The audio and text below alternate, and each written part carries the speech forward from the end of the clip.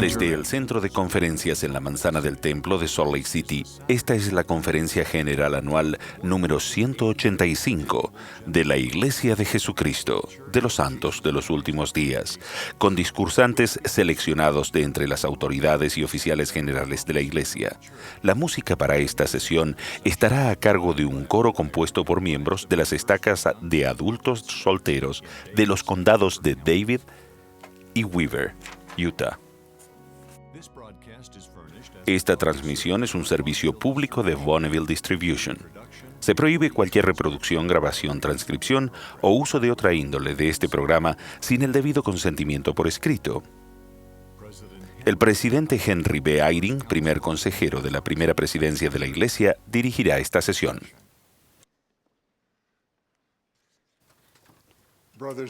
Hermanos y hermanas, les damos la bienvenida a esta sesión del sábado en la tarde de la Conferencia General Anual número 185 de la Iglesia de Jesucristo de los Santos de los Últimos Días.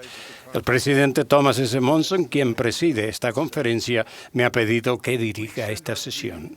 Extendemos la bienvenida a todos los que están asistiendo o que participan por medio de televisión, radio o Internet. También le damos la bienvenida a todos los que están viendo la reunión en centros de estaca en varias partes del mundo, donde la conferencia se transmite vía satélite. Reconocemos las autoridades generales y los oficiales generales que estarán presentes durante la conferencia. La música para esta sesión estará a cargo de un coro compuesto por jóvenes adultos solteros que residen en los condados de Davis y de Weaver, bajo la dirección de Sonia Sperling, con Bonnie Goodlife y Linda Margetts al órgano. El coro iniciará la reunión cantando Loor al Señor, el Todopoderoso. Y luego, la oración será ofrecida por la hermana Jean A. Stevens, primera consejera en la Presidencia General de la Primaria.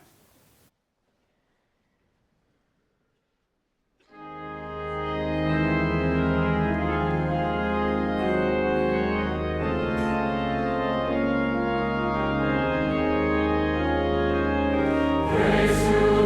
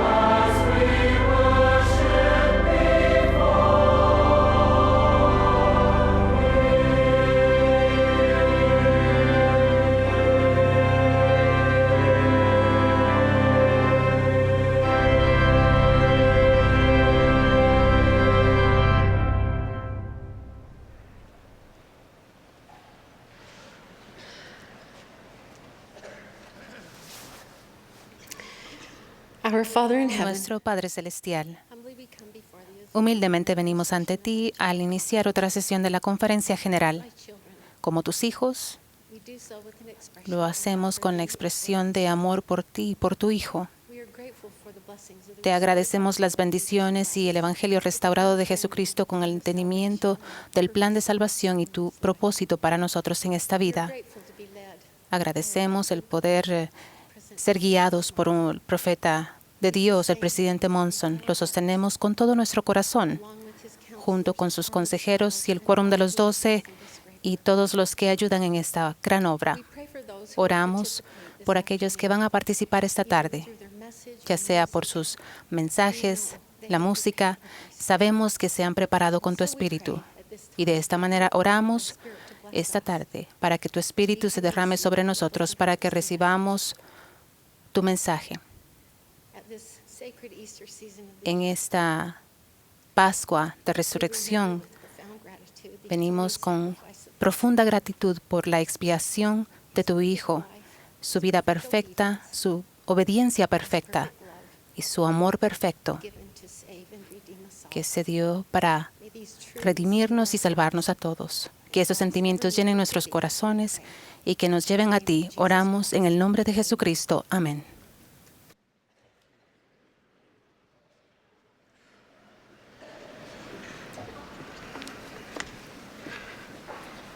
El presidente Dieter F. Uchtdorf, segundo consejero de la primera presidencia, presentará ahora a los oficiales generales y los 70 de área de la Iglesia para su voto de sostenimiento. Luego de lo cual, Kevin R. Jorgensen, director ejecutivo del Departamento de Auditorías de la Iglesia, leerá el informe de auditoría. Lo seguirá Brooke P. Hells, secretario de la primera presidencia, quien presentará el informe estadístico de la Iglesia para el año 2014.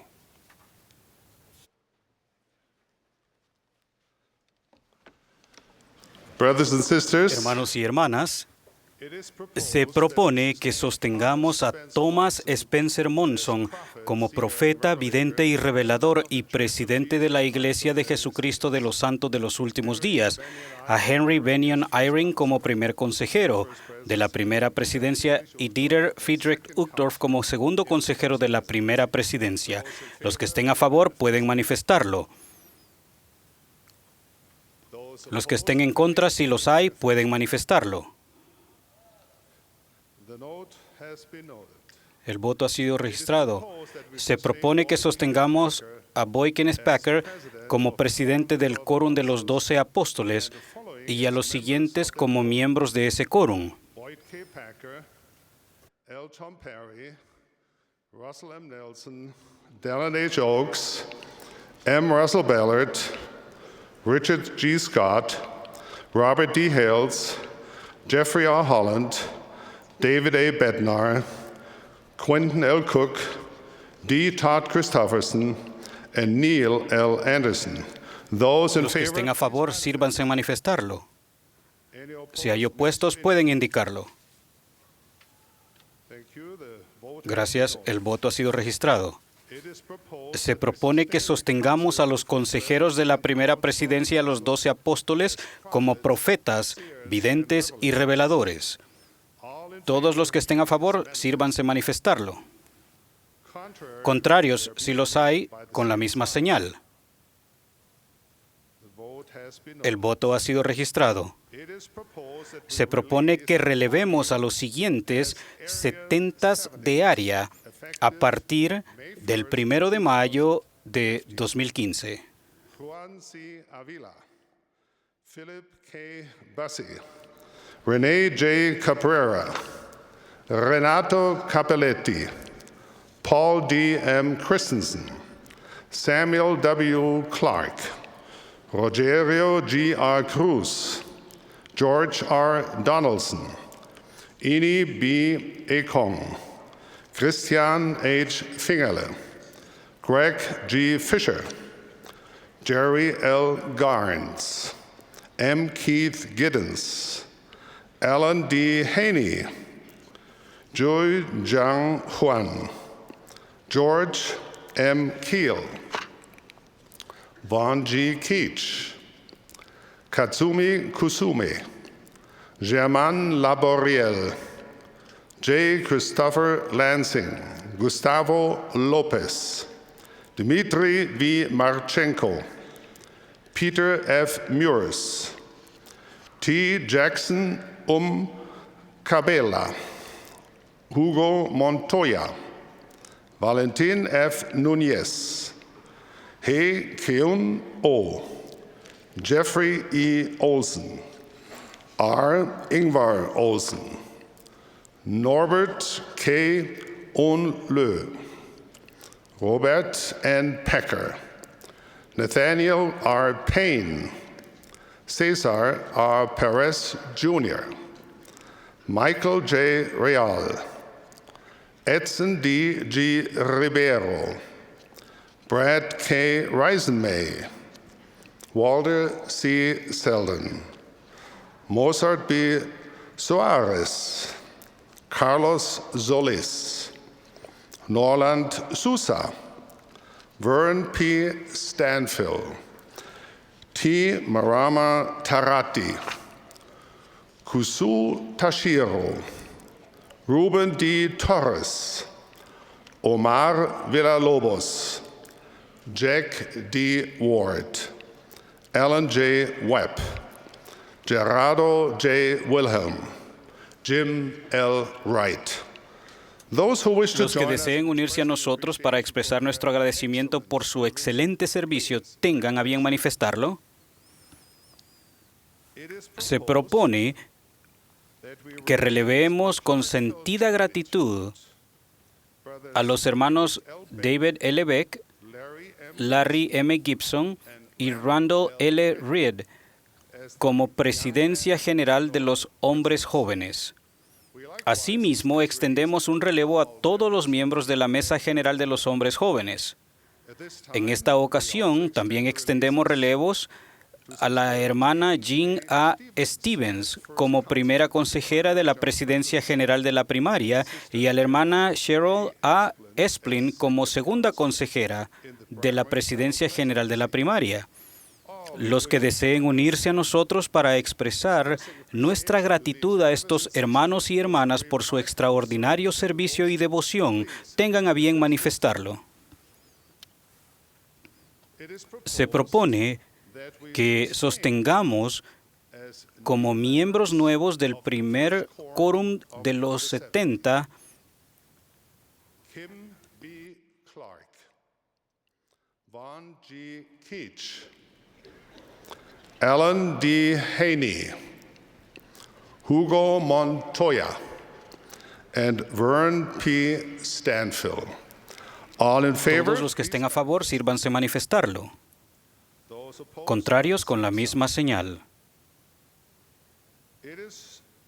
Se propone que sostengamos a los siguientes como nuevos 70 de área.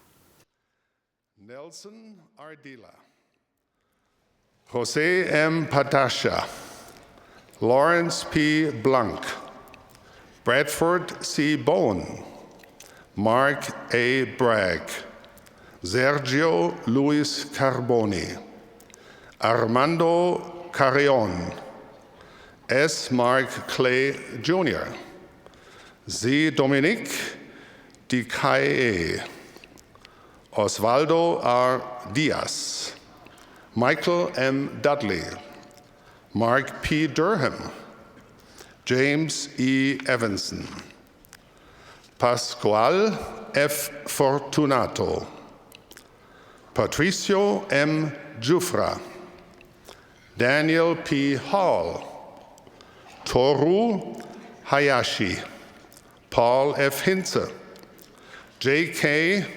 Chukwuemeka Igwe, Seung Hoon Ko, Ming Shung Kwan, Johnny L. Leota, Carlo M.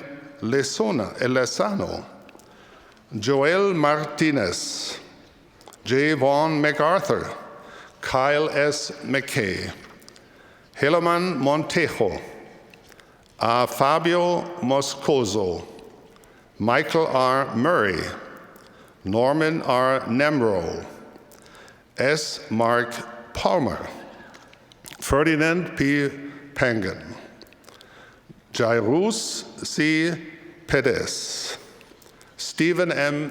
Peterson, Wolfgang Pilz, J. D. Pimentel, John C. Pingree Jr., Edvaldo B. Pinto Jr., Evan R. Schmutz, K. David Scott, Paul H. Sinclair, Benjamin T.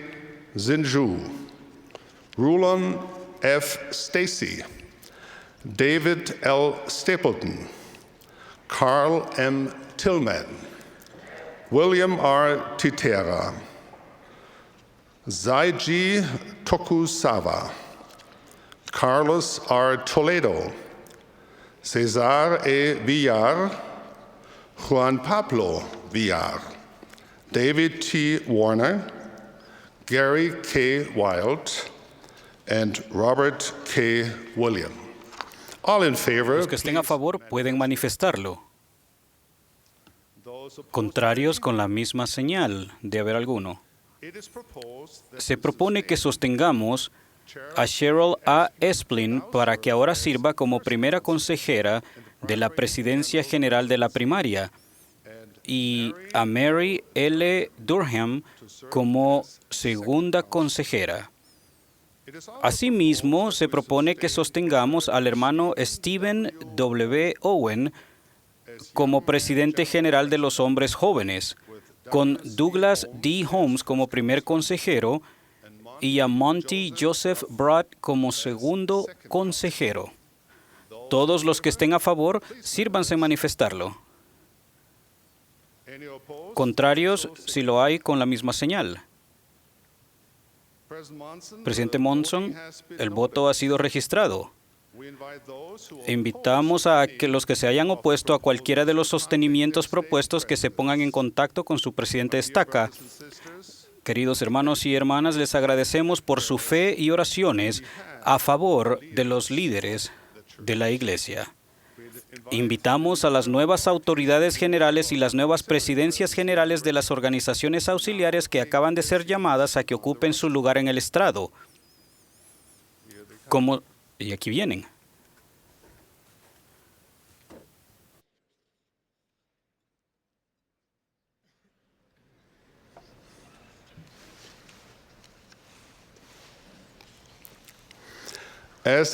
Como se anunció,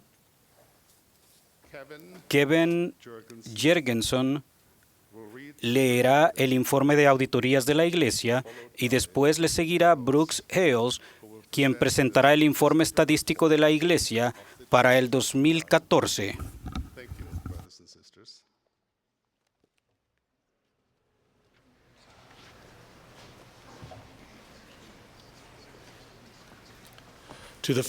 A la primera presidencia de la Iglesia de Jesucristo de los Santos de los Últimos Días.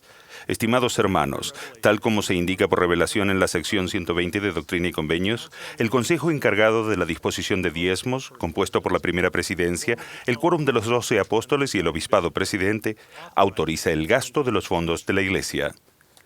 Las entidades de la Iglesia distribuyen los fondos conforme a los presupuestos, normas y procedimientos aprobados. El Departamento de Auditorías de la Iglesia, que está constituido por profesionales acreditados y es independiente a todos los demás departamentos de la Iglesia, tiene la responsabilidad de llevar a cabo las auditorías con el fin de proporcionar fundada seguridad en cuanto a los donativos recibidos, los gastos efectuados y la salvaguarda de los bienes de la Iglesia.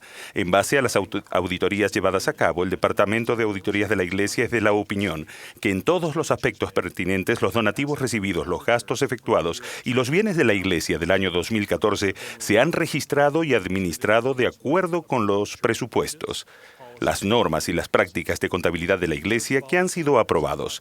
La Iglesia observa las prácticas que se enseñan a los miembros de vivir dentro de un presupuesto, evitar las deudas y ahorrar para los tiempos de necesidad. Atentamente, el Departamento de Auditorías de la Iglesia.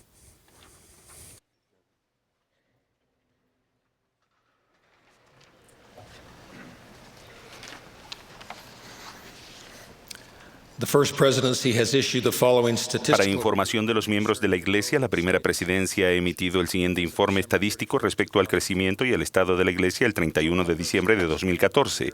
La cifra total de estacas al fin del año era 3.114 con 406 misiones, 561 distritos y 29.621 barrios y rama. La cifra total de miembros de la Iglesia era 15.372.337. El número de niños inscritos durante 2014 fue de 116.409 y hubo 296.803 conversos que se bautizaron durante el año.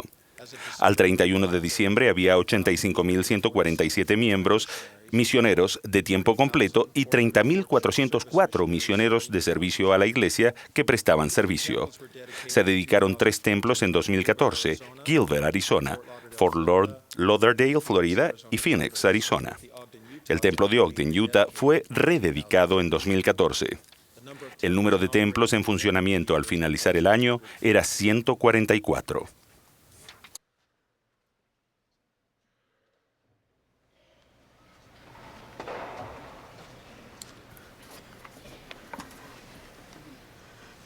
El coro nos favorecerá ahora con Asombro me da. Después del himno escucharemos a los élderes David A. Bednar y D. Todd Christofferson del Quórum de los 12 Apóstoles.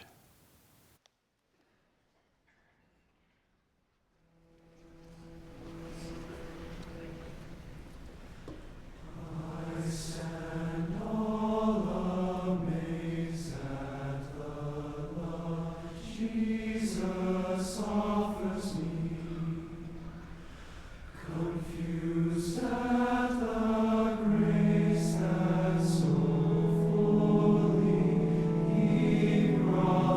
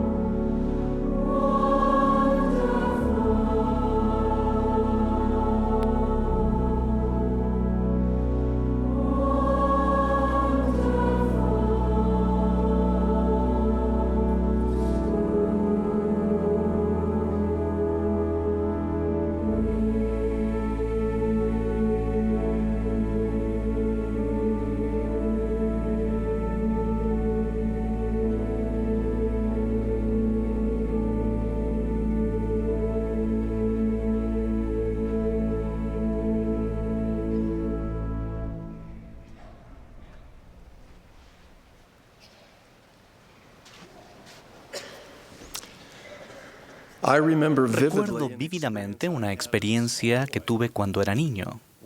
Un día, mientras jugaba con mis amigos, sin querer rompí una ventana en una tienda cerca de nuestra casa. Al romperse el vidrio y sonar la alarma de seguridad, un temor paralizante llenó mi corazón y mente. Me di cuenta inmediatamente de que estaba condenado a pasar el resto de mi vida en la cárcel. Finalmente, mis padres me convencieron de que saliera de mi escondite debajo de mi cama y me ayudaron a reparar los daños causados al dueño de la tienda. Afortunadamente, mi sentencia de cárcel quedó conmutada. El temor que sentí ese día fue abrumador y real. Sin duda, habrán experimentado sentimientos de temor mucho más grandes, después de enterarse de un desafío personal de salud, de que un miembro de la familia está en dificultad o peligro, o al observar acontecimientos perturbadores en el mundo.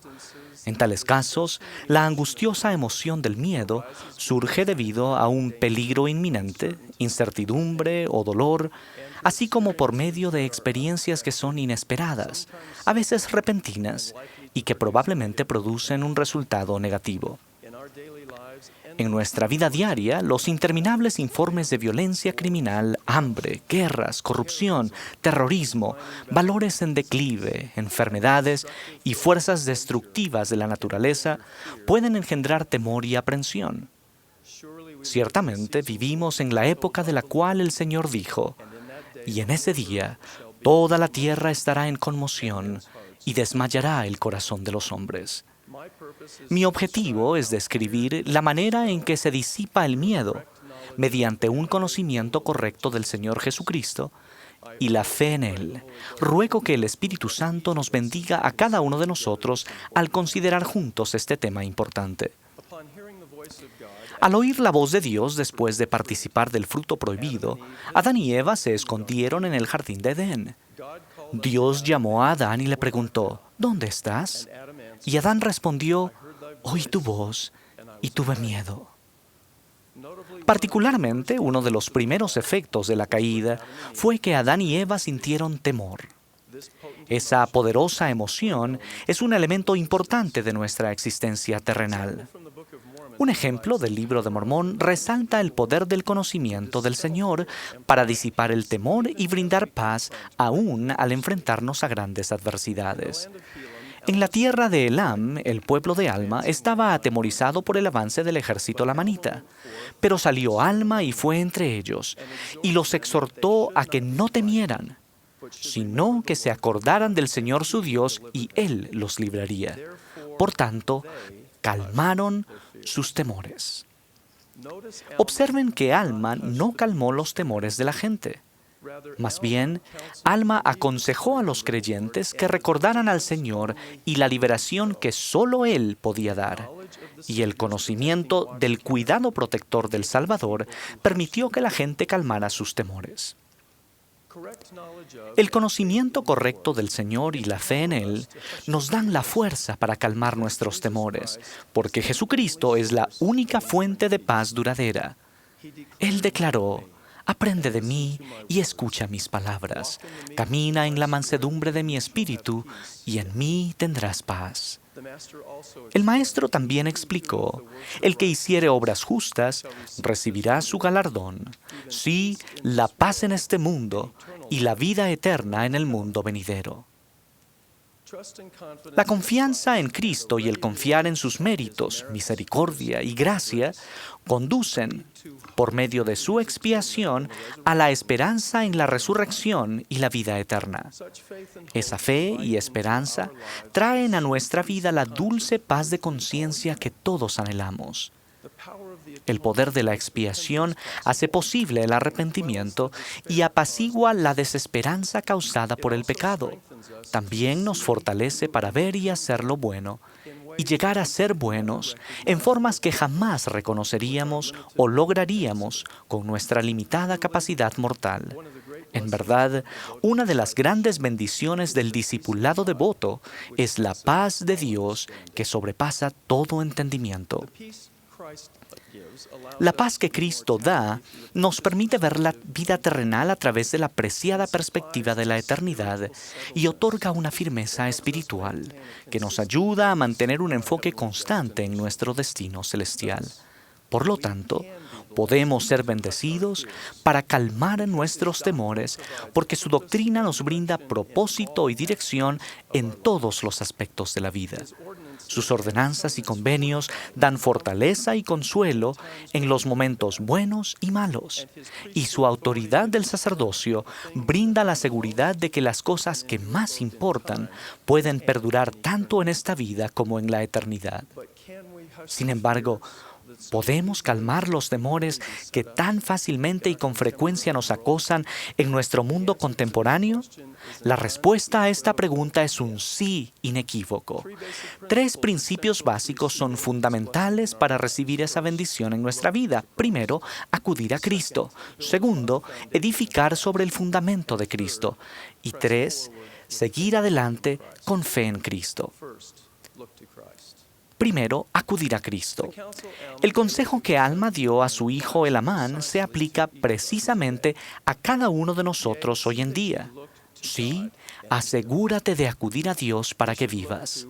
Debemos acudir al Salvador y tener nuestro enfoque firmemente centrado en Él en todo momento y en todo lugar. Recuerden a los apóstoles del Señor que estaban en la barca azotada por las olas en medio del mar. Jesús fue a ellos, andando sobre el agua. Sin embargo, al no reconocerlo, dieron voces de miedo. Jesús les habló diciendo, «Tened ánimo, yo soy, no tengas miedo». Entonces le respondió Pedro y dijo, «Señor, si eres tú, manda que yo vaya a ti sobre las aguas». Y él dijo, «Ven». Entonces Pedro fue caminando sobre el agua hacia Jesús, pero al ver el viento fuerte, tuvo miedo. Comenzó a hundirse y exclamó, «Señor, sálvame». Y al momento Jesús extendió la mano y le sujetó y le dijo, «Oh hombre de poca fe, ¿por qué dudaste?». Visualizo a Pedro respondiendo con fervor y de inmediato a la invitación del Salvador. Con los ojos fijos en Jesús, salió de la barca y milagrosamente anduvo sobre las aguas.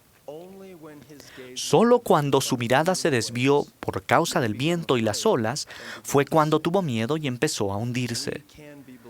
Podemos ser bendecidos para vencer nuestros temores y fortalecer nuestra fe al seguir las instrucciones del Señor. Elevad hacia mí todo pensamiento, no dudéis, no temáis. Segundo, edificar sobre el fundamento de Cristo. Elamán amonestó a sus hijos Nefi y Lei, «Recordad, hijos míos, recordad que es sobre la roca de nuestro Redentor, el cual es Cristo, el Hijo de Dios, donde debéis establecer vuestro fundamento, para que cuando el diablo lance sus impetuosos vientos, sí, sus dardos en el torbellino, sí, cuando todo su granizo y furiosa tormenta os azoten, esto no tenga poder para arrastraros al abismo de miseria y angustia sin fin, a causa de la roca sobre la cual estáis edificados, que es un fundamento seguro, un fundamento sobre el cual, si los hombres edifican, no caerán». Hermanos y hermanas, las ordenanzas y los convenios son aquellas piezas fundamentales que utilizamos para construir nuestra vida sobre el fundamento de Cristo y de su expiación. Estamos conectados de manera segura al Salvador y con Él a medida que dignamente recibimos las ordenanzas y concertamos convenios, recordamos y honramos fielmente esos sagrados compromisos y hacemos lo mejor que podemos para vivir de acuerdo con las obligaciones que hemos aceptado. Ese vínculo es la fuente de fortaleza espiritual y la estabilidad en todas las cosas de nuestra vida. Podemos ser bendecidos para calmar nuestros temores al establecer firmemente nuestros deseos y hechos sobre el fundamento seguro del Salvador por medio de nuestras ordenanzas y convenios. Tercero, seguir adelante con fe en Cristo. Nefi declaró, «Por tanto, debéis seguir adelante con firmeza en Cristo». teniendo un fulgor perfecto de esperanza y amor por Dios y por todos los hombres. Por tanto, si marcháis adelante, deleitándoos en la palabra de Cristo y perseveráis hasta el fin, he aquí, así dice el Padre, tendréis la vida eterna. La perseverancia disciplinada que se describe en este versículo es el resultado del entendimiento y la visión espiritual, la perseverancia, la paciencia y la gracia de Dios. Ejercer la fe en el sagrado nombre de Jesucristo, sometiéndonos con mansedumbre a su voluntad y a su propio tiempo en la vida, y reconocer con humildad su mano en todo, producen las cosas apacibles del reino de Dios que traen gozo y la vida eterna. Aún al enfrentarnos a las dificultades e incertidumbres del futuro, podemos perseverar con buen ánimo y vivir quieta y reposadamente en toda piedad y honestidad.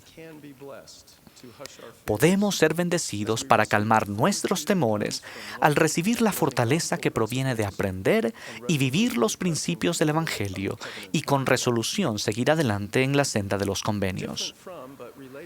Diferente y a la vez relacionado con los temores que a menudo experimentamos es lo que las Escrituras describen como temor o el temor de Jehová.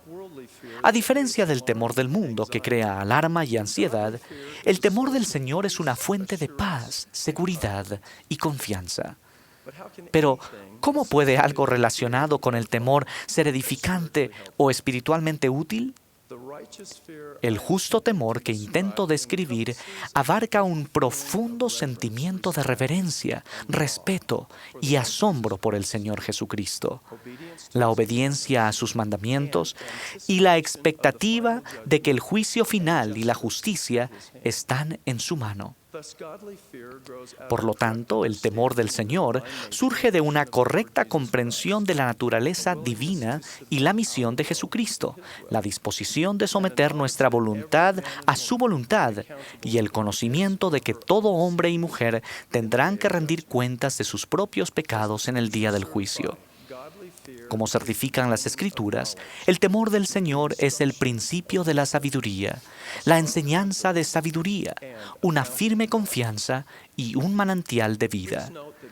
Fíjense que el temor del Señor está inseparablemente ligado a un entendimiento del juicio final y la responsabilidad individual de nuestros deseos, pensamientos, palabras y hechos.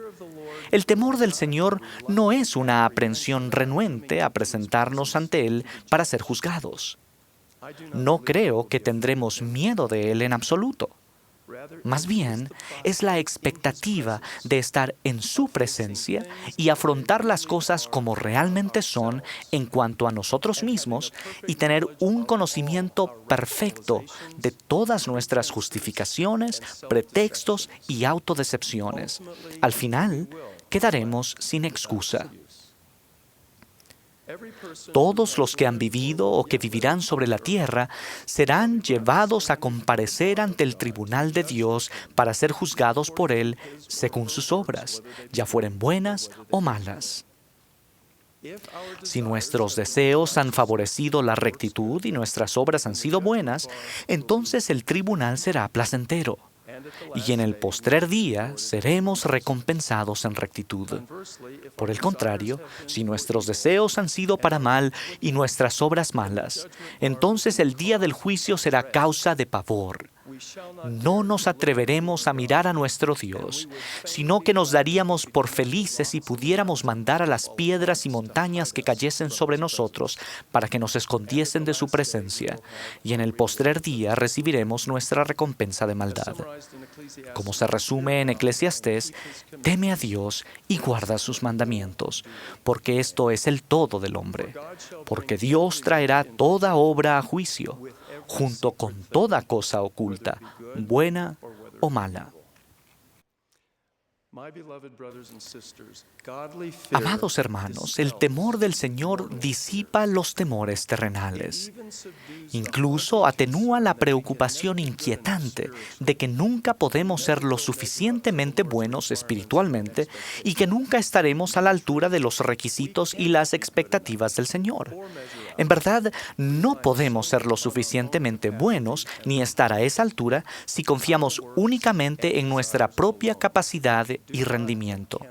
Nuestras obras y deseos por sí solos no nos salvan. Después de hacer cuanto podamos, somos sanados solo mediante la misericordia y gracia disponibles por medio del infinito y eterno sacrificio expiatorio del Salvador. Ciertamente creemos que por la expiación de Cristo, todo el género humano puede salvarse mediante la obediencia a las leyes y ordenanzas del Evangelio. El temor del Señor es amarlo y confiar en Él. A medida que tememos a Dios más plenamente, lo amamos más perfectamente. Y el amor perfecto desecha todo temor. Les prometo que la brillante luz del temor del Señor ahuyentará las oscuras tinieblas de los temores terrenales a medida que acudamos al Salvador, edifiquemos sobre Él como nuestro fundamento y sigamos adelante en su senda de convenios con un compromiso consagrado. Amo y venero al Señor. Su poder y paz son reales. Él es nuestro Redentor y testifico que Él vive. Y gracias a Él, nuestro corazón ya no tiene por qué turbarse ni tener miedo, y seremos bendecidos para calmar nuestros temores. De ello doy testimonio en el sagrado nombre de Jesucristo. Amén.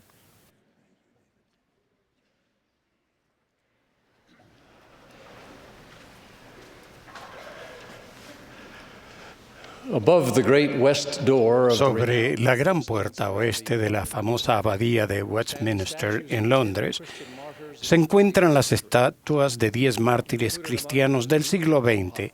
Entre ellos está Dietrich Bonhoeffer, un brillante teólogo alemán nacido en 1906. Bonhoeffer criticó abiertamente la dictadura nazi y el trato que daban a los judíos y a otras minorías. Lo encarcelaron por su activa oposición y finalmente lo ejecutaron en un campo de concentración.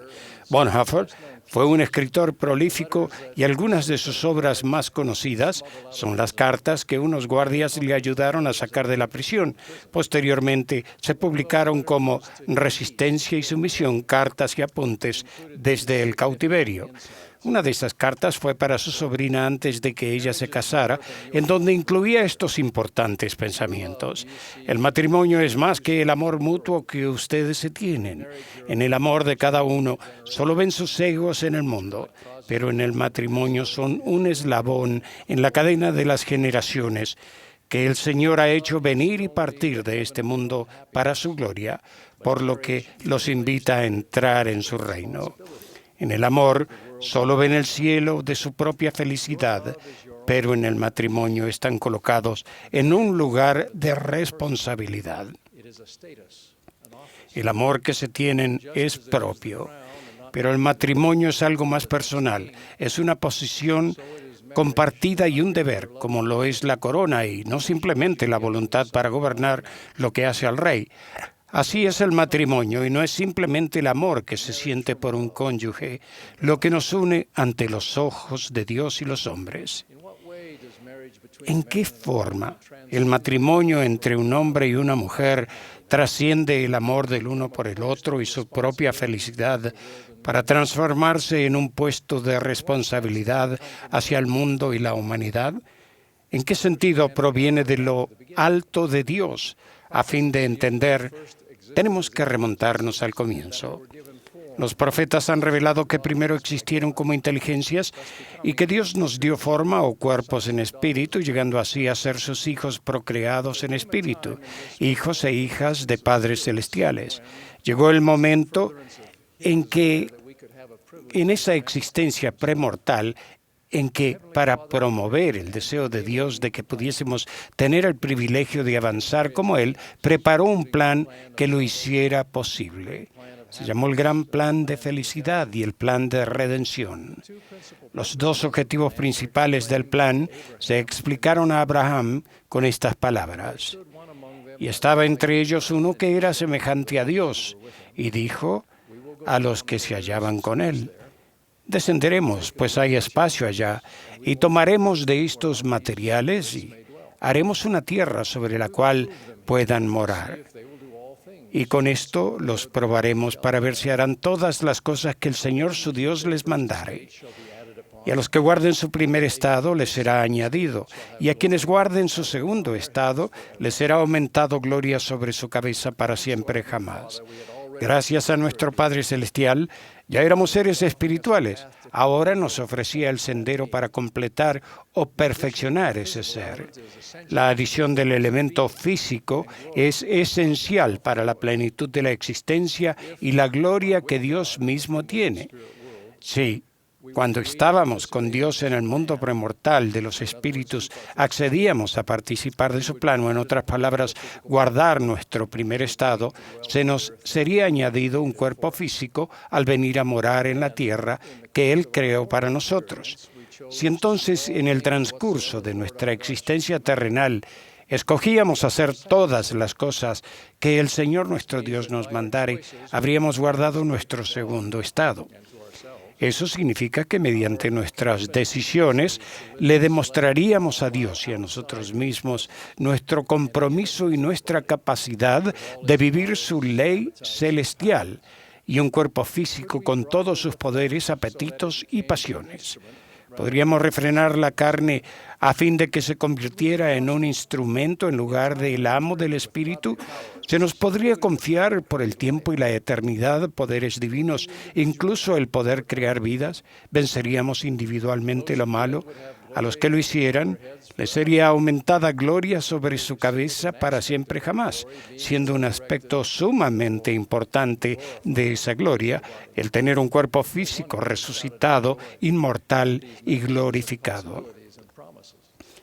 Con razón nos regocijamos ante estas maravillosas posibilidades y promesas. Se necesitan por lo menos 4 elementos para el éxito de este plan. El primero fue la creación de la tierra, como el lugar donde moraríamos. Cualesquiera que sean los detalles del proceso de la creación, sabemos que no fue accidental, sino que Dios el Padre la dirigió y Jesucristo la implementó. Todas las cosas por medio de Él fueron hechas, y sin Él nada de lo que ha sido hecho fue hecho. El segundo es la condición de la mortalidad. Adán y Eva actuaron a favor de todos los que habían elegido participar en el gran plan de felicidad del Padre. Su caída creó las condiciones necesarias para nuestro nacimiento físico, para tener la experiencia terrenal y aprender estando alejados de la presencia de Dios. Con ello vino un conocimiento de poder escoger lo bueno y lo malo, lo que Dios nos otorgó. Luego, la caída trajo la muerte física que era necesaria para que nuestro tiempo en la tierra fuese temporal. El tercero es la redención de la caída. Vemos el papel que tiene la muerte en el plan de nuestro Padre Celestial, pero ese plan sería anulado sin una manera de vencer la muerte final, tanto física como espiritual. Por tanto, un Redentor, el Hijo unigénito de Dios, Jesucristo, sufrió y murió para expiar la transgresión de Adán y Eva. Y ya que ninguno de nosotros habrá de ser perfecto y constante en la obediencia del Evangelio, si nos arrepentimos, su expiación nos redimirá de nuestros propios pecados. Con la gracia expiatoria del Salvador, que nos proporciona el perdón de los pecados y la santificación del alma, podemos nacer otra vez espiritualmente y reconciliarnos con Dios. Nuestra muerte espiritual, nuestra separación de Dios llegará a su fin. El cuarto y último es el entorno para nuestro nacimiento físico y subsiguiente renacimiento espiritual en el reino de Dios. A fin de que su obra tenga éxito y seamos exaltados con Él, Dios ordenó que los hombres y las mujeres debían casarse y dar luz a hijos, creando así, en colaboración con Dios, los cuerpos físicos que son indispensables y esenciales para la gloria eterna con Él. Además, ordenó que los padres debieran establecer familias y criar a sus hijos en la luz de la verdad, conduciéndolos hacia una esperanza en Cristo. El Padre nos manda: por tanto, te doy el mandamiento de enseñar estas cosas sin reserva a tus hijos. diciendo que como habéis nacido en el mundo mediante el agua y la sangre y el espíritu que yo he hecho, y así del polvo habéis llegado a ser alma viviente, así igualmente tendréis que nacer otra vez en el reino de los cielos, del agua y del Santo Espíritu, y ser purificados por sangre, a saber, la sangre de mi unigénito, para que seáis santificados de todo pecado y gocéis de las palabras de vida eterna en este mundo, y la vida eterna en el mundo venidero. Al conocer la razón por la cual salimos de la presencia de nuestro Padre Celestial y lo que se requiere para regresar y ser exaltados con Él, queda muy claro que nada en lo que respecta a nuestro tiempo en la tierra puede ser más importante que el nacimiento físico y el renacimiento espiritual, los dos requisitos previos para la vida eterna. Este es, usando las palabras de Dietrich Bonhoeffer, el deber del matrimonio, el lugar de responsabilidad con la humanidad que ocupa esta divina institución. Es el eslabón en la cadena de las generaciones, tanto aquí como en la vida venidera. La familia edificada en el matrimonio de un hombre y una mujer proporciona el mejor entorno para que el plan de Dios progrese. El entorno para el nacimiento de hijos que vienen con pureza e inocencia de Dios y el ambiente para el aprendizaje y la preparación que necesitarán a fin de tener una vida terrenal de éxito y una vida eterna. Se necesita una cantidad mínima de familias basadas en ese tipo de matrimonio para que las sociedades sobrevivan y progresen. Nunca ha tenido que ver solo con el amor y la felicidad de los adultos. El argumento de las ciencias sociales en favor del matrimonio y de las familias, encabezado por un hombre y una mujer casados,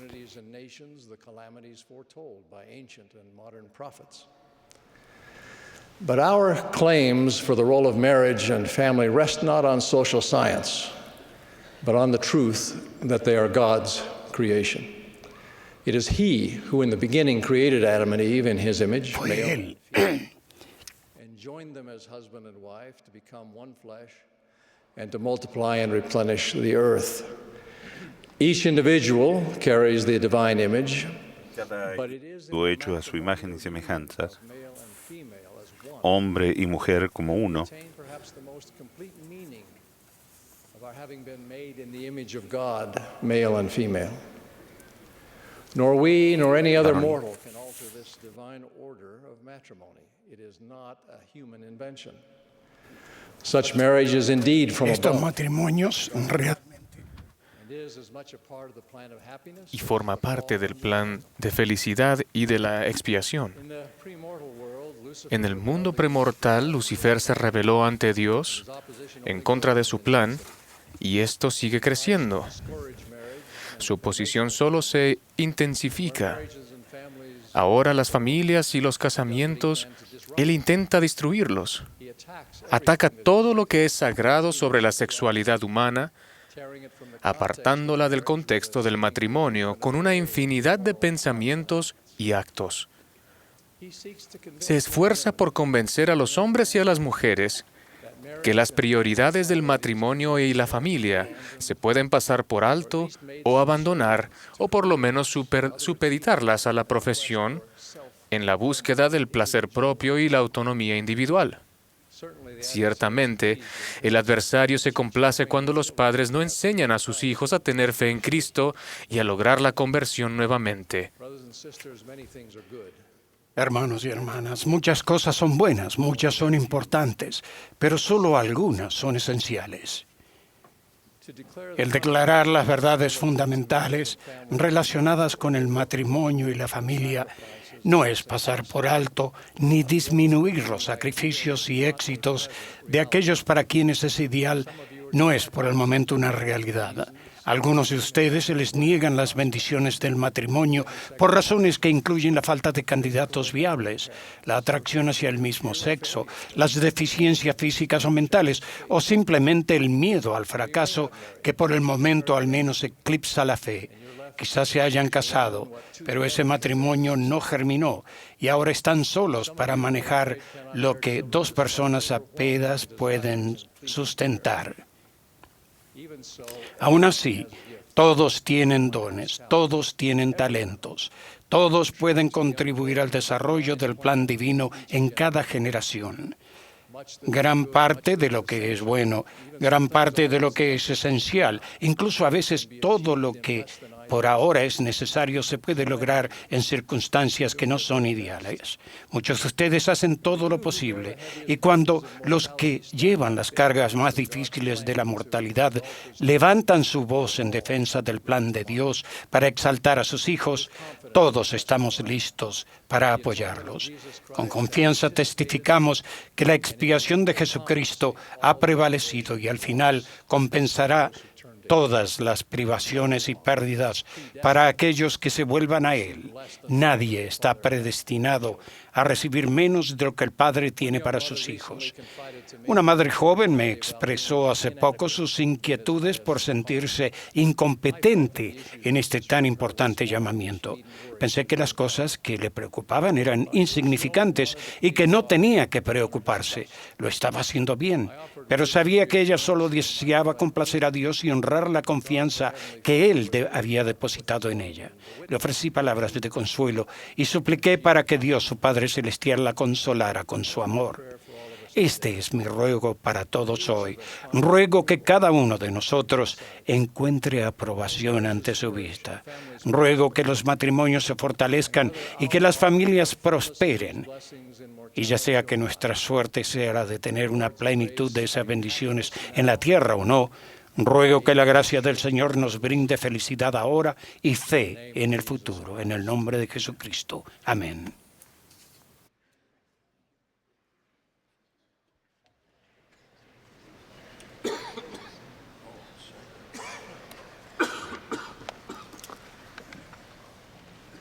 The choir and congregation will now El coro y stand. la congregación se pondrán ahora de pie y cantarán Te damos, Señor, nuestras gracias. Después del himno escucharemos a los élderes Wilford W. Anderson, Dale G. Runland y Michael T. Ringwood de los 70.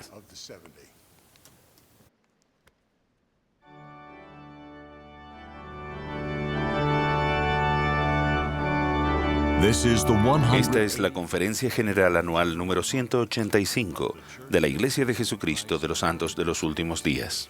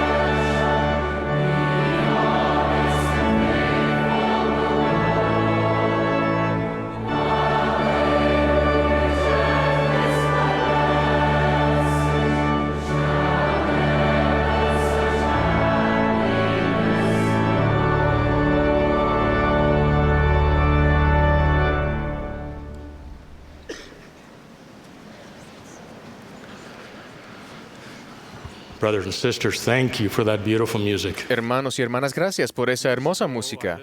Hace años escuché una entrevista de un joven médico que trabajaba en un hospital de la reservación de Navajos en Arizona. Contó una experiencia que tuvo una noche cuando un estadounidense ya anciano de pelo largo y trenzado llegó a la sala de urgencias. El joven médico tomó su tablilla para tomar notas, se acercó al hombre y le dijo en qué le puedo ayudar. El hombre lo miró y no le dijo nada. El médico, sintiéndose algo impaciente, lo intentó de nuevo. Si no me habla, no puedo ayudarlo, le dijo. Dígame por qué ha venido. Entonces el anciano lo miró y le dijo, ¿usted baila?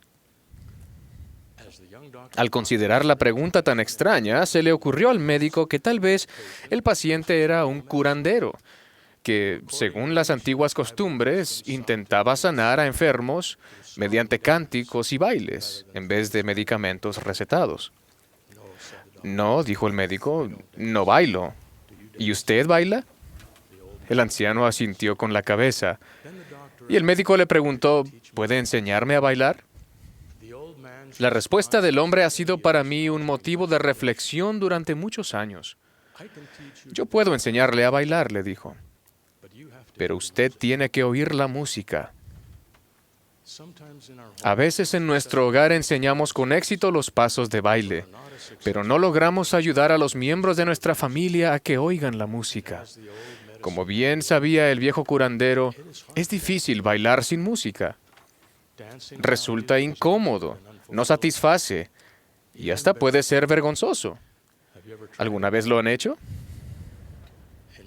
En la sección 8 de Doctrina y Convenios, el Señor enseñó a José Smith y a Oliver Cowdery, sí, he aquí hablaré a tu mente y a tu corazón por medio del Espíritu Santo que vendrá sobre ti y morará en tu corazón.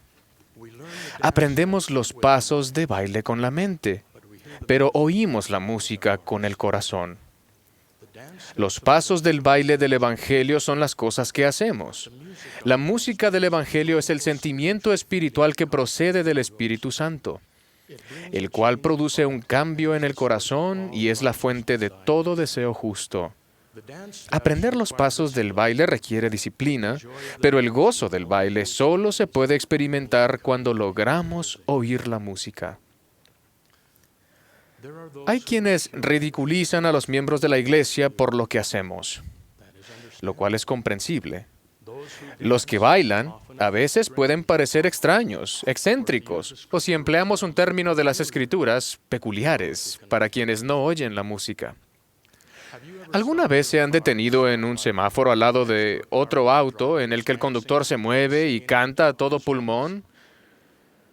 ¿Pero ustedes no oyen la música porque tienen sus ventanas arriba? Eso sí que es peculiar. Si nuestros hijos aprenden los pasos de baile, sin aprender a oír ni sentir la bella música del Evangelio, con el tiempo se sentirán incómodos con el baile y dejarán de bailar. O lo que es casi igual de malo, seguirán bailando por la presión que sienten de los que bailan a su alrededor.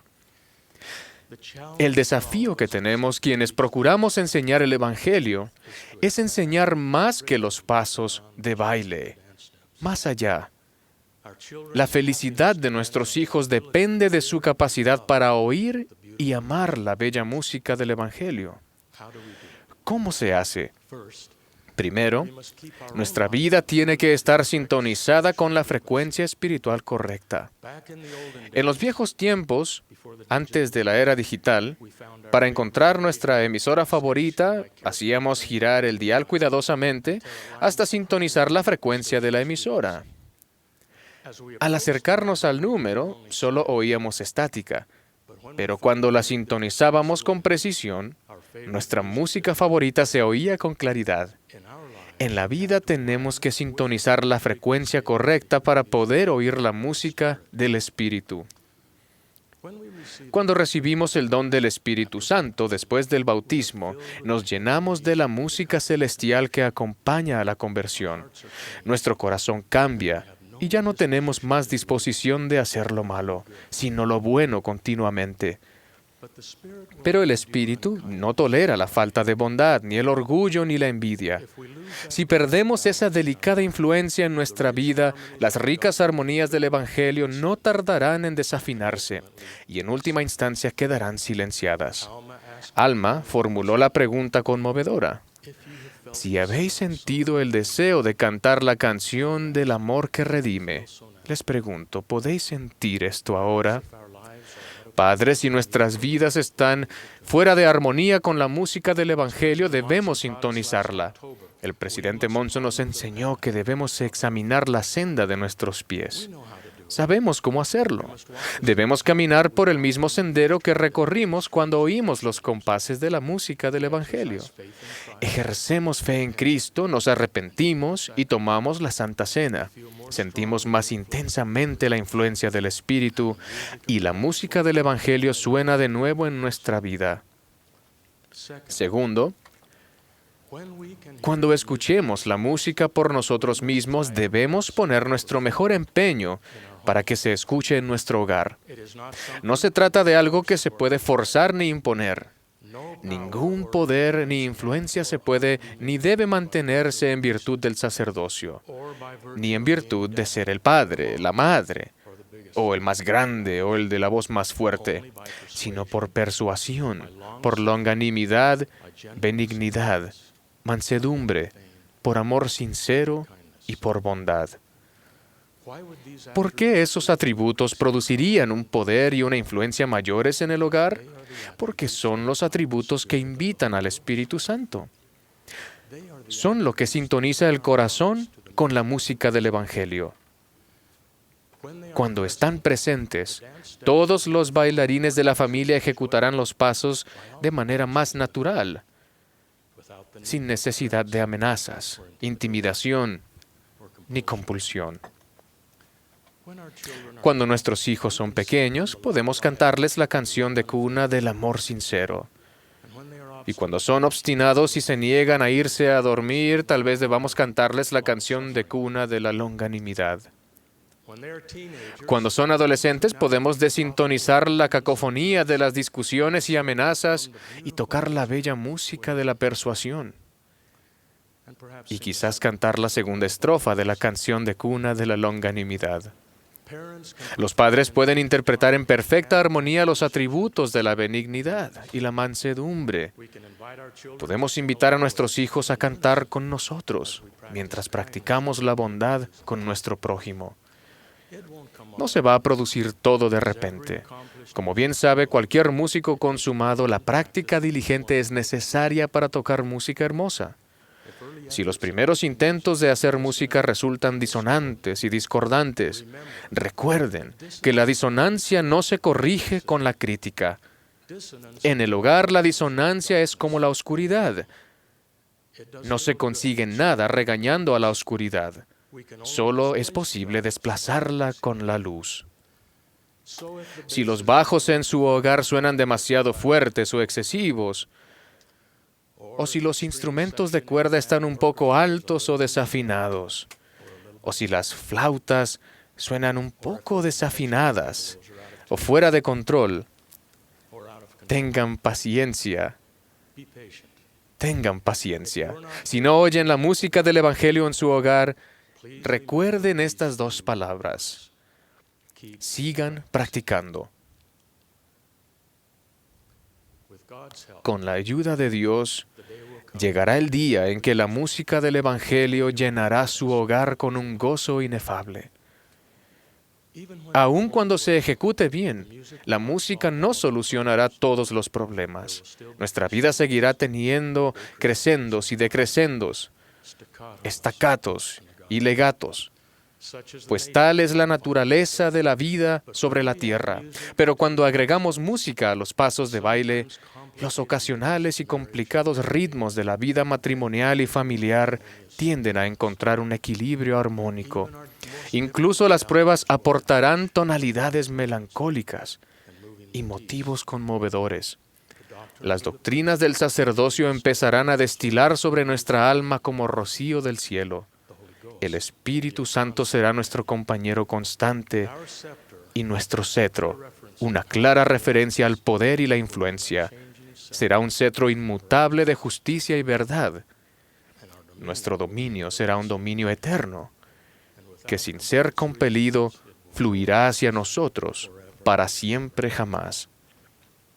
Ruego que así sea en la vida y en el hogar de cada uno de nosotros. En el nombre de Jesucristo. Amén.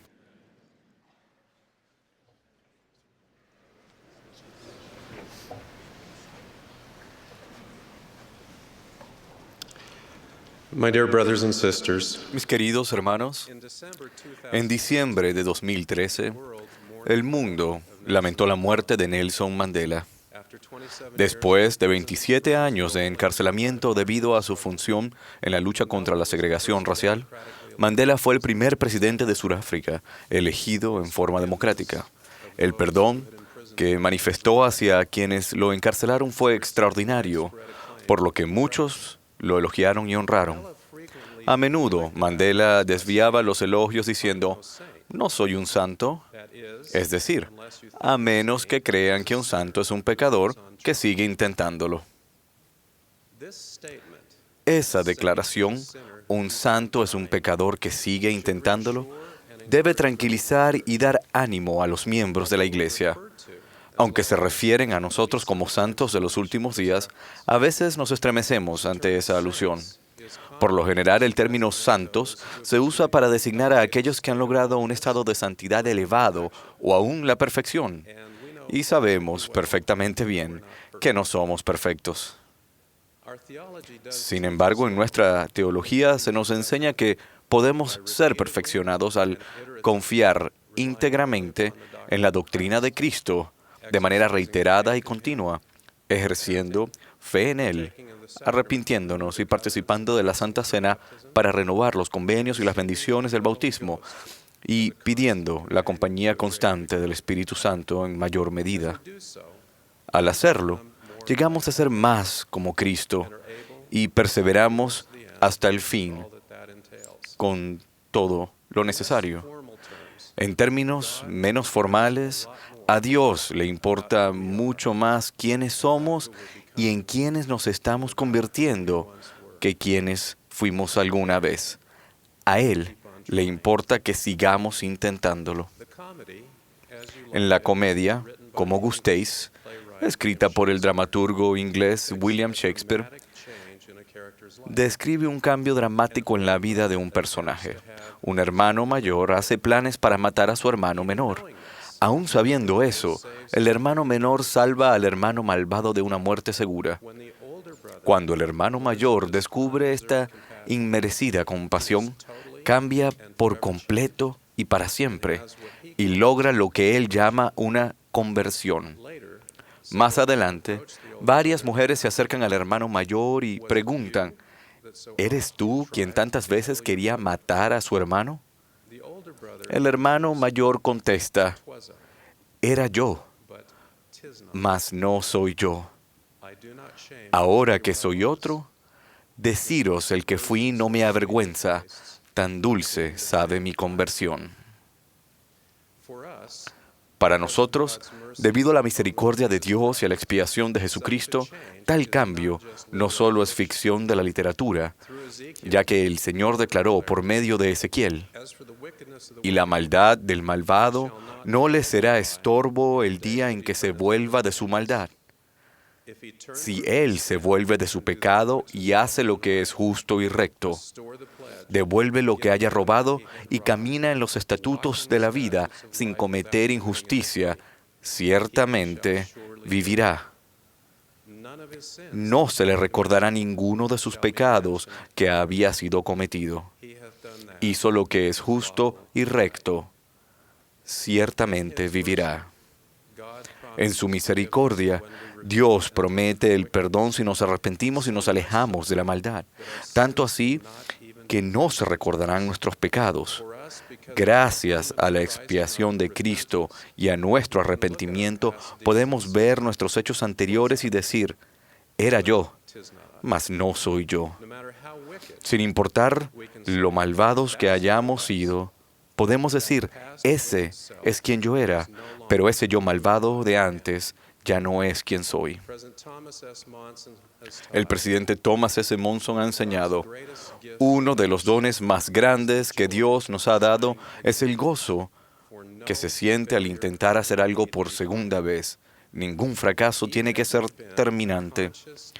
Aun cuando hayamos pecado en forma consciente y deliberada o hayamos afrontado el fracaso y la decepción repetidamente, el momento en que decidamos intentarlos otra vez, la expiación de Cristo nos ayudará. Y debemos recordar que no es el Espíritu Santo quien nos dice que estamos tan perdidos que ni siquiera vale la pena tratar. El deseo de Dios de que los santos de los últimos días sigan intentándolo también se extiende más allá de superar el pecado. Ya sea que suframos debido a las relaciones difíciles, desafíos económicos, enfermedades o como consecuencia de los pecados de alguien más, la expiación infinita del Salvador puede sanar aún y quizás en especial a aquellos que han sufrido inocentemente. Él entiende perfectamente lo que significa sufrir inocentemente como consecuencia de la transgresión de otra persona. Como fue profetizado, el Salvador va a vendar a los corazones quebrantados, dar gloria en lugar de ceniza, aceite de gozo en lugar de luto y manto de alegría en lugar de espíritu apesadumbrado. Sin importar lo que sea, Dios espera que los santos de los últimos días sigan intentándolo. Así como Dios se regocija si perseveramos, Él se decepciona si no reconocemos que otras personas lo están intentando también. Nuestra querida amiga Toba compartió la forma en que aprendió esta lección de su madre, Julia. Ella y Toba fueron de las primeras conversas de raza negra en Sudáfrica. Cuando el régimen de segregación racial concluyó, a los miembros de la iglesia de raza blanca y raza negra se les permitió asistir a la iglesia juntos. Para muchas personas, la igualdad de interrelación de razas era algo nuevo y representaba un desafío. En una ocasión en la que Julia y Toba asistieron a la iglesia, sintieron que algunos miembros de raza blanca no las trataron muy cordialmente. Al salir, Toba se quejó amargamente con su madre. Julia la escuchó con calma hasta que Toba desahogó su frustración. Entonces Julia dijo, «Ay, Toba, la iglesia es como un hospital grande y todos tenemos enfermos y estamos enfermos de alguna manera. Vamos a la iglesia para que se nos ayude». El comentario de Julia refleja una perspectiva valiosa. No solo debemos ser tolerantes mientras otras personas tratan de superar sus afecciones personales, también debemos ser amables, pacientes, comprensivos y apoyarlos. Conforme Dios nos insta a seguir intentándolo, Él espera que también permitamos que los demás hagan lo mismo a su propio ritmo. La expiación influenciará nuestra vida aún en mayor medida. Reconoceremos entonces que a pesar de las diferencias aparentes, todos necesitamos de la misma expiación infinita. Hace algunos años, un joven maravilloso de nombre Curtis fue llamado a servir en una misión. Él era el tipo de misionero que todo presidente de misión ruega tener. Estaba enfocado en la obra y trabajaba mucho. En un momento, se le asignó un compañero que era inmaduro, con problemas para relacionarse y no muy entusiasta en cuanto a trabajar en la obra. Un día, mientras iban en bicicleta, Curtis miró atrás y vio que su compañero inexplicablemente se había bajado de la bicicleta y estaba caminando. En silencio, Curtis le expresó a Dios su frustración. Qué tarea difícil era cargar con un compañero a quien tenía que llevar a cuestas a fin de lograr algo. Momentos después, Curtis sintió una impresión profunda, como si Dios le estuviera diciendo, ¿sabes, Curtis? Comparados a mí, ustedes dos no son tan diferentes. Curtis aprendió que debía ser paciente con un compañero imperfecto, quien, no obstante, estaba intentándolo a su manera. Mi invitación a todos nosotros es que evaluemos nuestra vida, nos arrepintamos y sigamos intentándolo. Si no lo intentamos, solo somos pecadores de los últimos días. Si no perseveramos, somos inconstantes de los últimos días. Y si no permitimos que los demás lo intenten, somos hipócritas de los últimos días. Al intentarlo, perseverar y ayudar a los demás a hacer lo mismo, somos verdaderos santos de los últimos días. Conforme cambiemos, descubriremos que en verdad a Dios le importa más quiénes somos y en quiénes nos estamos convirtiendo que en quiénes fuimos alguna vez.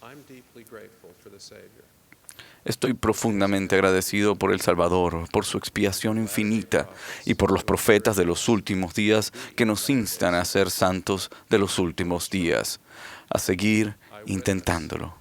Doy testimonio de la realidad viviente de El Salvador, en el nombre de Jesucristo. Amén.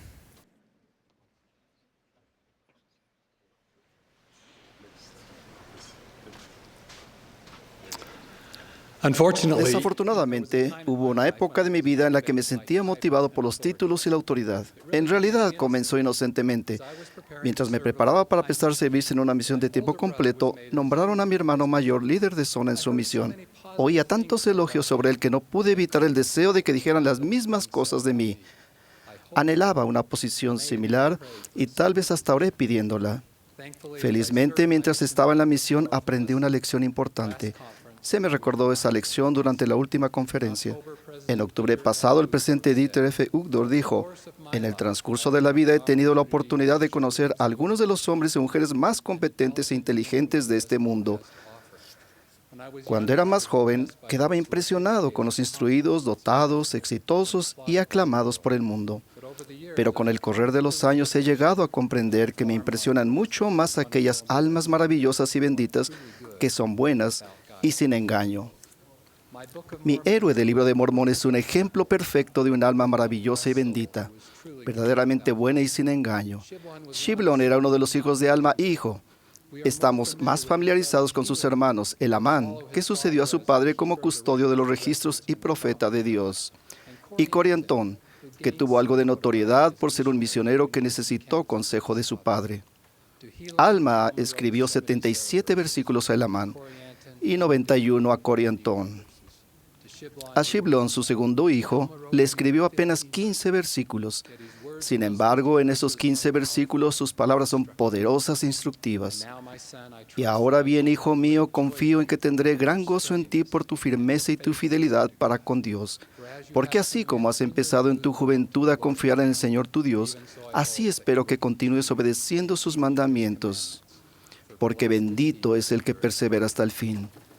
Te digo, hijo mío, que ya he tenido gran gozo en ti por razón de tu fidelidad y tu diligencia, tu paciencia y tu longanimidad entre los soramitas. Además de hablarle a Shiblon, también habló acerca de él a Coriantón.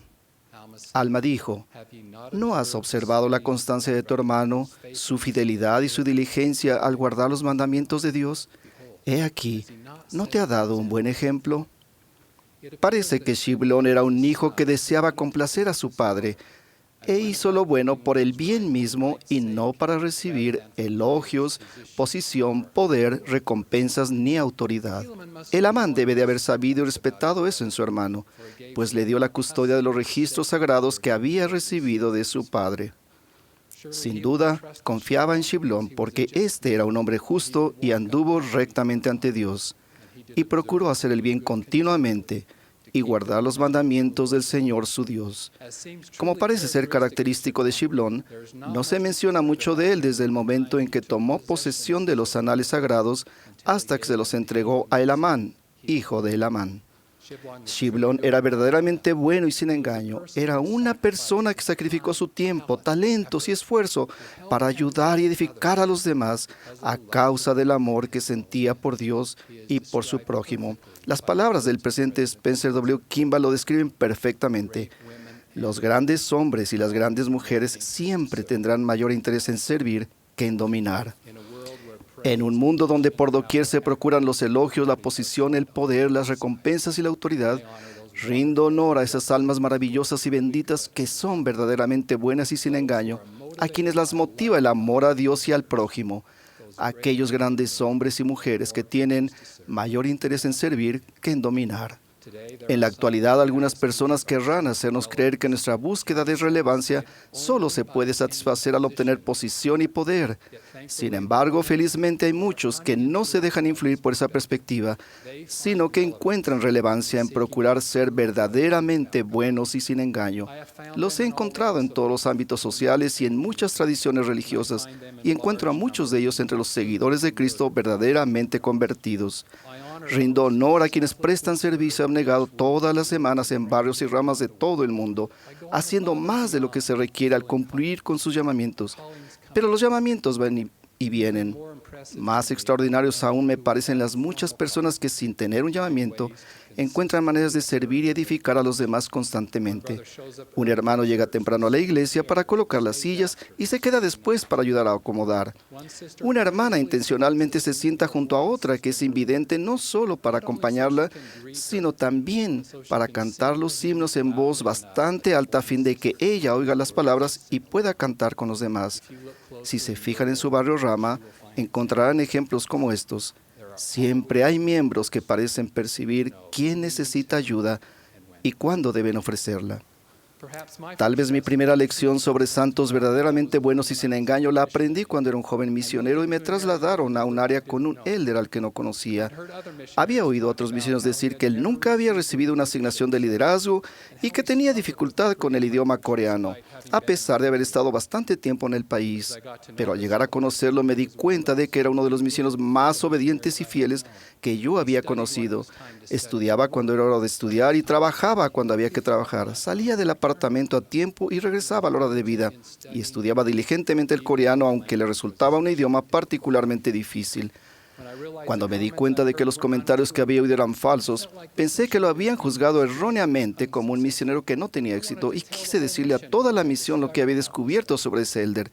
Compartí con el presidente de la misión el deseo que tenía de corregir ese error y su respuesta fue: el Padre Celestial sabe que ese joven es un misionero de éxito, y yo también lo sé. Luego agregó: y ahora usted también lo sabe, entonces, ¿quién más importa?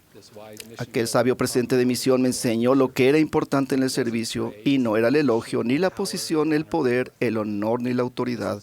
Esa fue una gran lección para un joven misionero que estaba demasiado centrado en los títulos.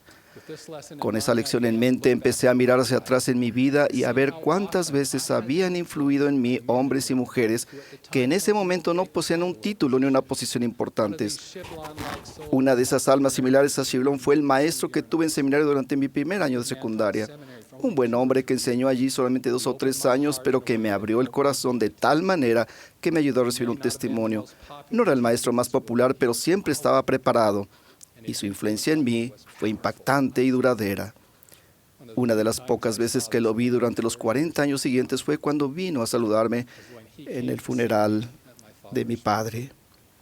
Sin duda, aquel no fue un acto motivado por un título ni por el poder. Rindo honor a aquel maestro dedicado y a muchos como él que son verdaderamente buenos y sin engaño.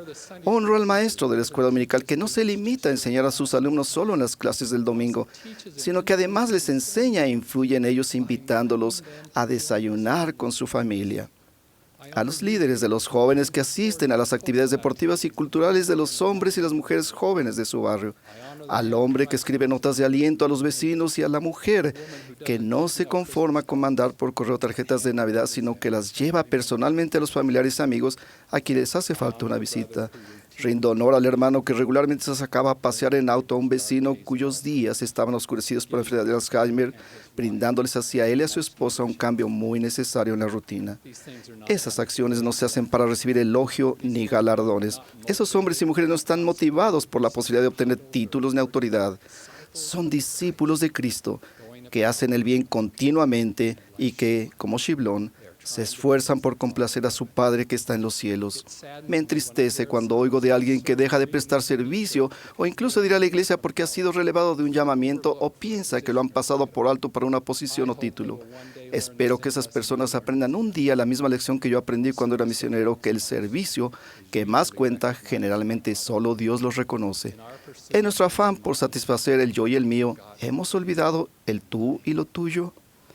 Hay quienes dirán, pero me falta tanto para llegar a ser como esas personas que usted describe. Las buenas nuevas del Evangelio de Jesucristo son que los deseos de nuestro corazón se pueden cambiar y que es posible educar y refinar nuestros motivos.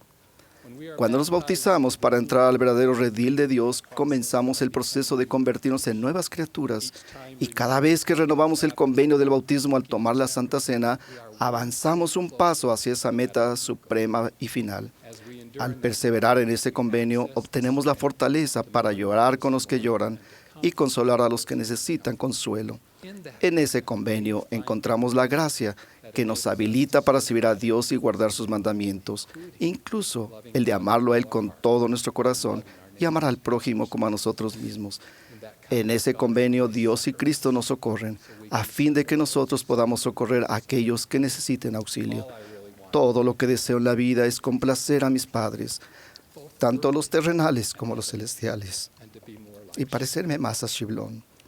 Doy gracias a mi Padre Celestial por las almas semejantes a Shiblón, cuyo ejemplo ofrece esperanza a mí y a todos nosotros. Sus vidas testifican de un amoroso Padre Celestial y de un Salvador abnegado y compasivo. Agrego al testimonio de ellos el mío, con la promesa de esforzarme por parecerme más a ellos, en el nombre de Jesucristo. Amén.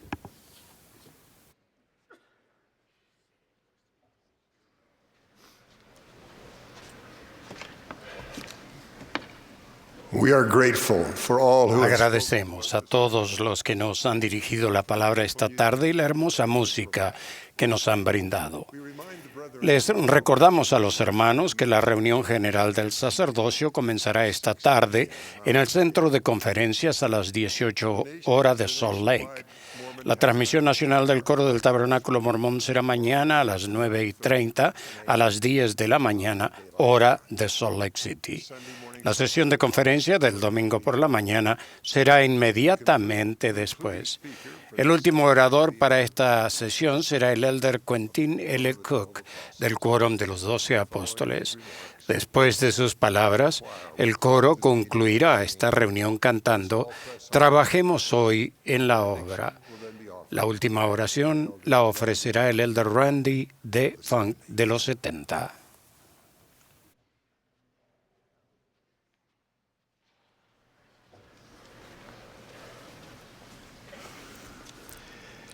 En esta temporada en esta época de Pascua de Resurrección, reflexionamos sobre la redención que proporcionó nuestro Salvador Jesucristo y nos regocijamos en ella. El clamor que retumba en todo el mundo a causa de la iniquidad nos provoca sentimientos de vulnerabilidad.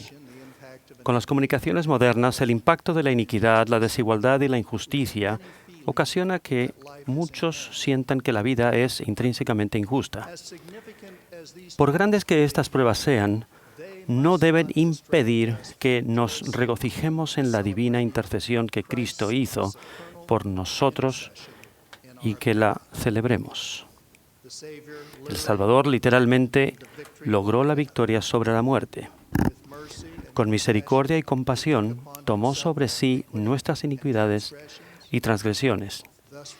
De ese modo nos redimió y satisfizo las exigencias de la justicia para todos los que se arrepientan y crean en su nombre. Su magnífico sacrificio expiatorio tiene un sublime significado que trasciende el entendimiento humano. Ese acto de gracia ofrece la paz que sobrepasa todo entendimiento. ¿Cómo hacemos frente entonces a la cruel realidad que nos rodea? A mi esposa Mary siempre le han gustado los girasoles. Le encanta verlos brotar en lugares inauditos junto a las carreteras. Hay un camino de tierra que lleva a la casa en la que vivían mis abuelos. Antes de entrar al camino, Mary solía preguntar, ¿crees que veremos esos extraordinarios girasoles hoy? Nos sorprendía el que florecieran tanto en terrenos donde circulaban máquinas de labranza y quitanieves, y donde se acumulaban materiales que hacían la tierra poco ideal para que brotaran flores silvestres. Una sorprendente característica de los girasoles silvestres tiernos, además de crecer en terreno poco adecuado, es la forma en que el capullo sigue el recorrido del sol por el cielo. Al hacerlo, recibe la energía sustentadora de vida que necesita antes de abrirse en una gloriosa flor amarilla. Al igual que el tierno girasol, si seguimos al Salvador del mundo, al Hijo de Dios, florecemos y llegamos a ser gloriosos, a pesar de las terribles condiciones que nos rodeen. Él es verdaderamente nuestra luz y vida. En la parábola del trigo y la cizaña, el Salvador dijo a sus discípulos que los que causaran tropiezo e hicieran iniquidad serían recogidos de su reino. Pero al referirse a los fieles dijo, entonces los justos resplandecerán como el sol en el reino de su Padre. Como personas y discípulos de Cristo que viven en un mundo hostil que se encuentra literalmente en conmoción, podemos prosperar y florecer si nuestro fundamento es el amor por el Salvador y si seguimos con humildad sus enseñanzas. Nuestra capacidad para permanecer firmes y fieles y seguir al Salvador, pese a las vicisitudes de la vida, se fortalece con familias rectas y con la unidad centrada en Cristo en nuestros barrios y ramas. La función de la familia en el plan de Dios es traernos felicidad, ayudarnos a aprender principios correctos en un ambiente amoroso y prepararnos para la vida eterna. La hermosa tradición de observar principios religiosos en el hogar necesita arraigarse en el corazón de los hijos. Mi tío, Vaughn Roberts Kimball, era un buen estudiante. Aspiraba a ser escritor y era mariscal de campo del equipo de fútbol americano de BYU. El 8 de diciembre de 1941, un día después del ataque a Pearl Harbor, se alistó en la Marina de los Estados Unidos. Mientras cumplía una asignación en Albany, Nueva York, envió un breve artículo a la revista Reader's Digest, que le pagó $200 y publicó el artículo llamado La hora de casa, en el ejemplar de mayo de 1944. En el artículo de Reader's Digest, él habla desde el punto de vista de marinero y dice, La hora de casa. Una tarde en Albany, Nueva York, le pregunté a un marinero qué hora era. Él sacó un enorme reloj y respondió, son las 7:20. Yo sabía que era más tarde. ¿Tu reloj se detuvo, no?, pregunté. No, dijo él, aún tengo la de casa. Soy del sur de Utah. Cuando entré en la Marina, mi papá me dio este reloj y dijo que me ayudaría a recordar mi casa. Cuando marca las 5 de la mañana, sé que mi papá se levanta a ordeñar las vacas. Y por la noche, cuando marca las 7:30, sé que toda mi familia está alrededor de una mesa bien puesta y mi padre está agradeciendo al Señor por lo que hay en la mesa y pidiéndole que me cuide. Y agregó, puedo averiguar fácilmente la hora de aquí, pero lo que me interesa es saber la hora que es en Utah. Poco después de escribir ese artículo, mi tío Vaughn sirvió en un barco en el Océano Pacífico. El 11 de mayo de 1945, mientras se encontraba en el portaaviones USS Bunker Hill cerca de Okinawa, el barco fue bombardeado por 2 aviones suicidas. Cerca de 400 tripulantes murieron, entre ellos mi tío Vaughn. El elder Spencer Kimball extendió sus sinceras condolencias al padre de Vaughn, resaltando su dignidad y la certeza del Señor de que los que mueran en mí no gustarán la muerte, porque les será dulce. El padre de Vaughn tiernamente dijo que, a pesar de que Vaughn fue sepultado en alta mar, la mano de Dios lo llevaría a su hogar celestial. 28 años después, el presidente Spencer Kimball mencionó a Vaughn en una conferencia general. Él dijo en parte, «Conocí bien a esa familia. Me he arrodillado en oración con ellos. La educación en el hogar ha traído bendiciones eternas a esta numerosa familia».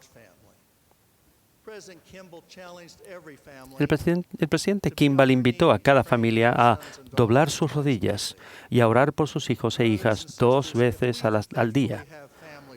Hermanos y hermanas, si fielmente tenemos la oración familiar, el estudio de las Escrituras, la noche de hogar, bendiciones del sacerdocio y guardamos el día de reposo, nuestros hijos sabrán qué hora es en casa. Estarán preparados para un hogar eterno en el cielo, sin importar lo que les suceda en un mundo difícil. Es de suma importancia que nuestros hijos sepan que en el hogar se les ama y se encuentran seguros. El esposo y la esposa son compañeros iguales. Sus responsabilidades son distintas pero complementarias. La esposa puede dar a luz los hijos, lo cual bendice a toda la familia. El esposo puede recibir el sacerdocio, lo cual bendice a toda la familia. Pero en los consejos familiares, el esposo y la esposa, como compañeros iguales, toman las decisiones más importantes. Deciden cómo se enseñará y se disciplinará a los hijos, cómo se administrará el dinero, dónde vivirán y muchos otros asuntos familiares. Las decisiones se toman juntos, después de procurar la guía del Señor. La meta es llegar a ser una familia eterna. La luz de Cristo siembra la naturaleza eterna de la familia en el corazón de todos sus hijos. Una de mis escritoras favoritas, que no es miembro de la Iglesia, lo dijo así: «Mucho en la vida es irrelevante, pero la familia es lo que realmente importa, lo que es sustancial, lo que es eterno, a la que hay que cuidar, atender y serle fiel». Además de la familia, la función de la Iglesia también es importante. La Iglesia proporciona la organización y los medios para la enseñanza del Evangelio de Jesucristo a todos los hijos de Dios. Proporciona la autoridad del sacerdocio para administrar las ordenanzas de salvación y exaltación a todo el que sea digno y esté dispuesto a aceptarlas. En el mundo existe desenfrenada contención, iniquidad y énfasis en las culturas alternativas y la desigualdad. En la Iglesia, a excepción de las unidades de idioma extranjeros, los barrios y las ramas solo tienen límites geográficos, no se dividen por clase ni por categoría. Nos regocijamos en el hecho de que todas las razas y culturas se mezclan en una congregación honrada. La familia del barrio es importante en nuestro progreso, felicidad y empeño individual para llegar a ser más como Cristo. Las culturas a menudo dividen a los pueblos y son a veces motivo de violencia y discriminación. En el Libro de Mormón se usa un lenguaje inquietante para describir las tradiciones de padres inicuos que fueron causa de violencia, guerras, malas acciones, iniquidad y hasta de la destrucción de pueblos y naciones. En las Escrituras no hay mejor punto de partida que el de Cuarto Nefi para describir la cultura de la Iglesia, que es esencial para todos. Una parte del versículo 2 dice: «Se convirtió al Señor toda la gente sobre la faz de la tierra, tanto nefitas como lamanitas. Y no había contenciones ni disputas entre ellos, y obraban rectamente unos con otros». En el versículo 16 dice: «Y ciertamente no podía haber un pueblo más dichoso entre todos los que habían sido creados por la mano de Dios». El hecho de que no hubiera contenciones se atribuía al amor de Dios que moraba en el corazón del pueblo. Esa es la cultura a la que aspiramos. Los valores y las creencias culturales arraigadas conforman lo que somos. Las tradiciones de sacrificio, gratitud, fe y rectitud se deben atesorar y conservar. Las familias deben disfrutar y proteger las tradiciones que cultiven la fe. Uno de los aspectos más importantes de toda cultura es el idioma. En la zona de San Francisco, California, donde viví, había 7 unidades de idioma extranjero. Nuestra doctrina con respecto a los idiomas se explica en la sección 90, versículo 11, de Doctrina y Convenios. Porque acontecerá que en aquel día todo hombre oirá la plenitud del Evangelio en su propia lengua y en su propio idioma. Cada vez que los hijos de Dios le oran a Él en su lengua materna, lo hacen con el corazón. Está claro que el lenguaje del corazón es de mucho valor para las personas. Mi hermano mayor, Joseph, es médico y por muchos años ejerció en la región de la Bahía de San Francisco. Un miembro de la iglesia samoano, entrado en años, que era paciente nuevo, acudió a su consultorio. Tenía un dolor muy intenso y extenuante. Se determinó que tenía piedras en los riñones y se le recetó el tratamiento adecuado. Ese fiel miembro dijo que su meta original era sencillamente saber lo que le ocurría a fin de poder orar en samoano al Padre Celestial en cuanto a su problema de salud. Es importante que los miembros entiendan el Evangelio en el idioma de su corazón, a fin de que oren y actúen conforme a los principios del mismo. Aún con la diversidad de idiomas y las hermosas y edificantes tradiciones culturales, debemos entrelazar los corazones con unidad y amor. El Señor ha declarado enérgicamente: estime cada hombre a su hermano como a sí mismo, sed uno, y si no sois uno, no sois míos. Si bien valoramos la diversidad cultural apropiada, nuestra meta es estar unidos en la cultura, las costumbres y las tradiciones del Evangelio de Jesucristo en todo aspecto. Reconocemos que algunos miembros tienen dudas e inquietudes al procurar fortalecer su fe y su testimonio. Debemos tener cuidado de no criticar ni juzgar a los que tengan inquietudes, ya sean grandes o pequeñas.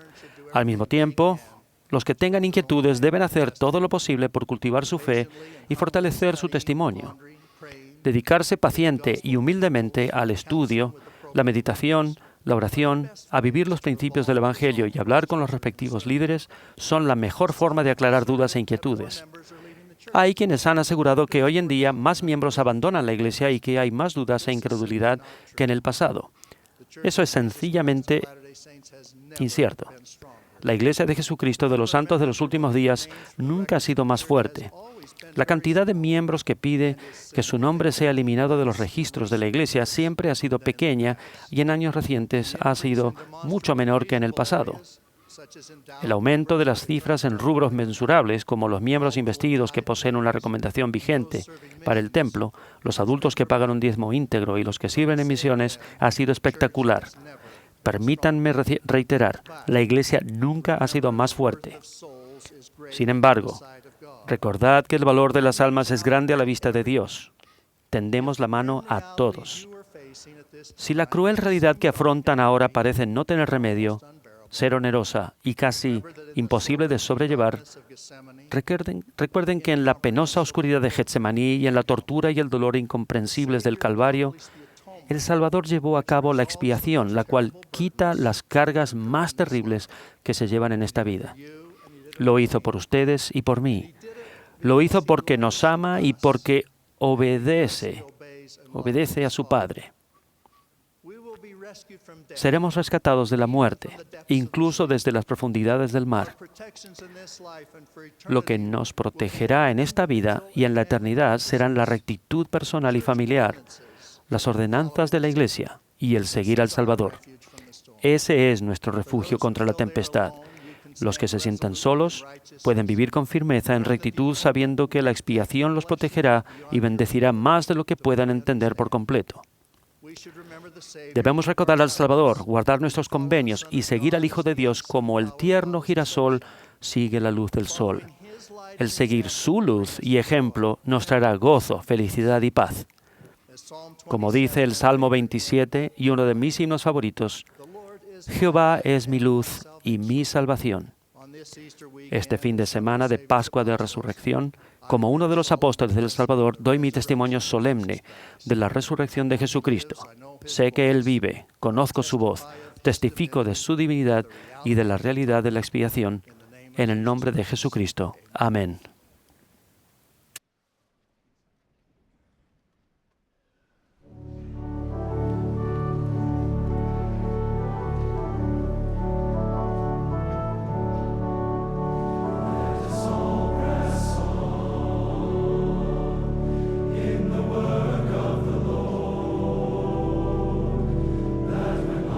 Is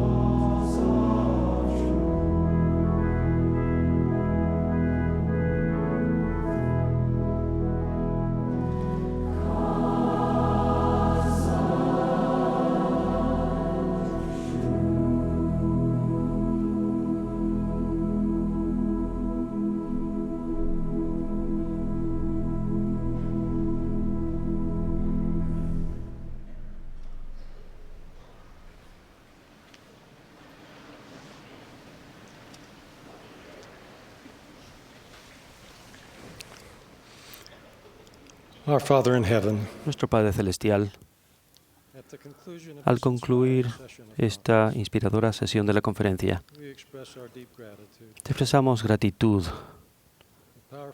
por los poderosos mensajes, hermosa música, por tu espíritu que ha estado entre nosotros. Estamos agradecidos por el privilegio de en esta sesión sostener al presidente Monson como profeta vidente revelador sobre la tierra hoy en día, y a sus consejeros y a los 12 apóstoles en sus sagrados llamamientos. Los amamos y estamos agradecidos por su guía y enseñanza. También estamos agradecidos por los otros que han sido sostenidos hoy y por aquellos por quienes hemos expresado gratitud por su servicio. Rogamos que sientan nuestro amor y gratitud. Ahora, en este fin de semana de Pascua, tal como se nos ha recordado por lecciones apostólicas, expresamos nuestra gratitud por la expiación de tu Hijo Jesucristo. Que recordemos los mensajes de hoy y que en verdad sigamos adelante y nos esforcemos por ser discípulos de tu Hijo. Lo oramos en el nombre de Jesucristo. Amén.